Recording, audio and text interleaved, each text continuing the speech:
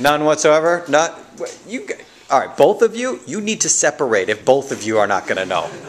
Okay, so move away from each other and get near somebody who does know. He knows. He always knows. You got to just poke him, prod him. Try to bribe him with a coffee or something like that. It'll work. He always knows what's going on. All right, so let's go ahead and do the talking through on this one. Hand it over. Now, your rule is always going to be, as long as your incremental benefits, your internal rates of return, are greater than your minimum acceptable, and that's your incremental cost, you're just going to go ahead and get that asset. So if you look over at asset A, use cheap money first in order to get the biggest benefits. Asset A, high internal rate of return, 22.5%, low minimum acceptable rate of return, 10%. Now, if you were looking at that all by itself, would you buy that thing? Yes. You would. So asset A is definitely on the do buy list. So you just got rid of $2 worth of your retained earnings. So you still have 7 left that's right there. And you know what? That little green line represents the 7 left. So if you're looking at the cost there, the incremental cost to buy asset B, which is the next one, you're still at 10% for your incremental cost. Your incremental benefits, though, are 19.7%. So your incremental benefits are greater than your incremental cost. Your internal rate of return is greater than your minimum acceptable. So it makes sense also to buy asset B. Okay? But notice, you use up $2 of your retained earnings on A, $7 on B. How much do you have left? Thank you. I was cooking until last night. You've got $1 left. Okay? And this is where the description of this being a divisible asset helps. Because what happens is you can take asset C and you can split it up into many different kinds of assets that you want.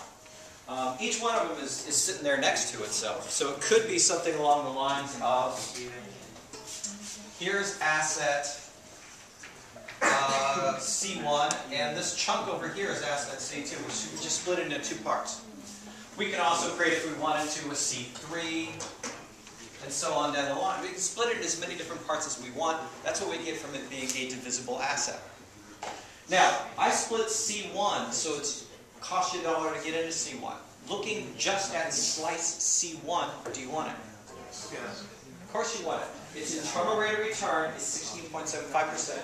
The cost in order to get it is still at 10%. Your cost of funds is still 10%. Move over to the next slice. Look at slice C2. Slice C2, do you want that one? No, because you can't use the retained earnings anymore. You've got to go to the loan. And if you go to the loan, it costs you 20%, but the return on that money is only going to be 16.75. Really bad idea. Do you want slice C? And you don't want it for the same reason. Do you want asset D right here? And you don't want it for the same reason. Each time, the cost of the funds is going to be greater than the benefit that you receive. So, what we said was that you want all of A, all of B, and this 1/6 slice of C. Question. Sir.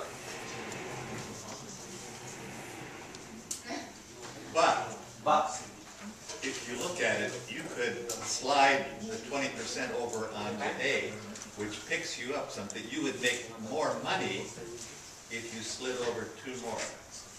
Now this is why we calculated those present worths at 20%. So what's your hypothesis that'll make you a little bit more? Well, you started out with comparing in A to 10, but say you compared A to 20. So the idea that we have here is that what you're supposed to do is buy A with the loan. And everyone sees that the loan costs you 20%, and the asset gives you a 22.5% internal rate of return, right? So it still looks like a good idea. And this frees up an extra $2 so you can get some more of this right here. Okay? So that's actually, let's do the present worth calculation. First thing I want you to check is the pattern that we have right here. And I'm looking for a board desperately right now. So the first pattern that we have is you buy all of A, all of B, and you get 1/6 of C. 1/6? So I write a C. 1/6 of C. And the other pattern that we have is you buy all of A, all of B, and you get 3/6 of C. You took the extra $2 and you shifted it over. Now it looks like you're getting more, right?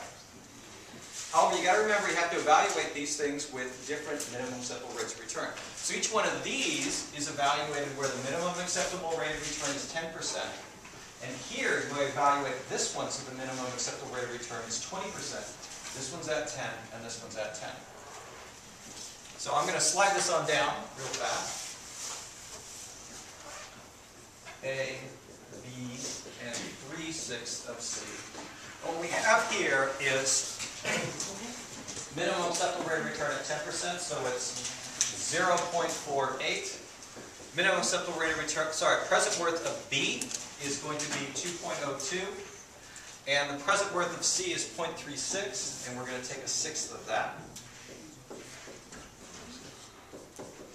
And that's going to be our gross benefit from the way that we said, following the algorithm, we should get. So those of you with calculators, go ahead and grab a little piece of it for me. 2.56. 2.56. Now, what's different here is that asset A, instead of being purchased with retained earnings, gets purchased with a loan. 0.08. B is still purchased with the retained earnings. And now asset C that you got a larger chunk of is purchased also with the retained earnings. Now go ahead and add those up. What is it again? 2.28. 2.28. Wait, but you're getting different amounts of each one, isn't it? Well, we're buying more of them, but our net benefit is a little bit smaller. No, but I mean, like when you're adding up 0.48 plus No, 2. actually 3. Also, yeah, it's fine. Oh yeah, no, okay, I get it. Okay? So, the trick is that this algorithm depends upon getting the order of the assets right. You have to have your assets ordered from highest incremental benefits to lowest, and it costs from lowest to highest, or else the algorithm doesn't work. Now, the reason why it doesn't work is you're actually doing a maximization process. So, you guys, our calculus crowd, raise hand. It's there. What we're doing here with that ordering is that we're assuming that our net benefit function, we're making it so our net benefit function has a top to it, so we're actually maximizing, instead of minimizing subject to spending all of our money, or something along those lines. So what we're doing over here is actually a curvature restriction. And we'll talk more about this in another section that's coming up in the class on single period choice. I'll also do it for you too. But thank you, that was the segue I was actually aiming for. Reasonable? Alright, now, this time, make it so C is not divisible. Make it so C is indivisible. You can't take a slice alone. You must either take all of C or none of C.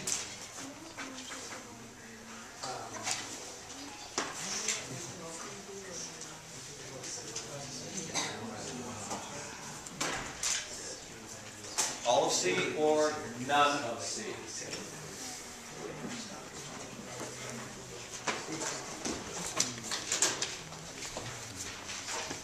Did you get a close-up of the board?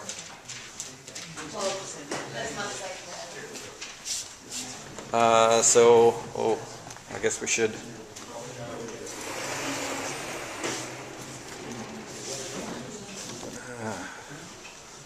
So here's that close-up of the present worth where each one of those is calculated with slightly different minimum acceptable rates of return of the optimal choices.